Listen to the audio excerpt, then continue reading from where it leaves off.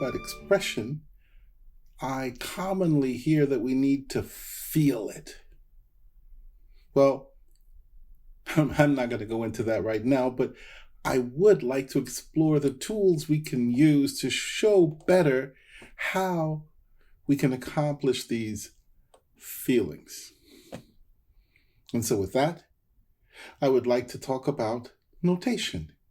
You know, the tools that composers use to give directions in their music, like piano, forte, or crescendo, or decrescendo.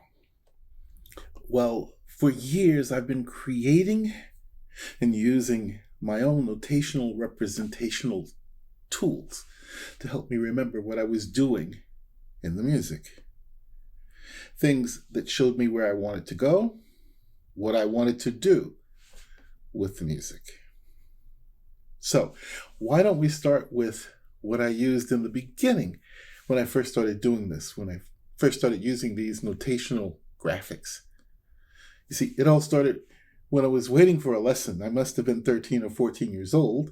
And as I was sitting in front of my teacher's studio, I suddenly realized that I hadn't practiced the etude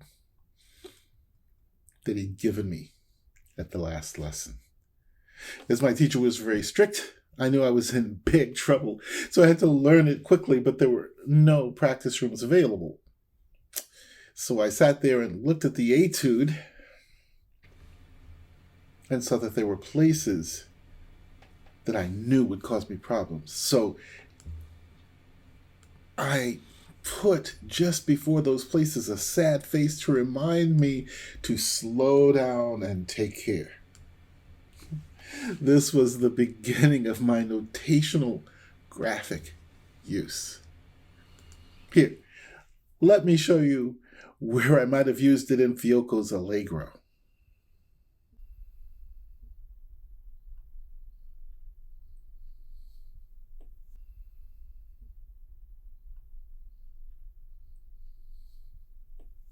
A little bit later, I discovered that glasses caught my attention just like the faces, and so I started using them to remind me to take care.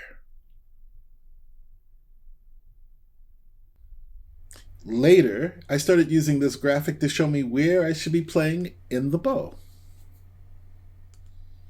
At the frog, in the middle, at the tip. In the lower half, and the upper half. You see, these graphics caught my eye quicker than if I had to read them. So let's see. Why don't we use Kreisler's Preludium and Allegro to show how these particular graphics can be used? In the Andante section of the Preludium, the graphic shows us that we should be playing in the upper half towards the tip.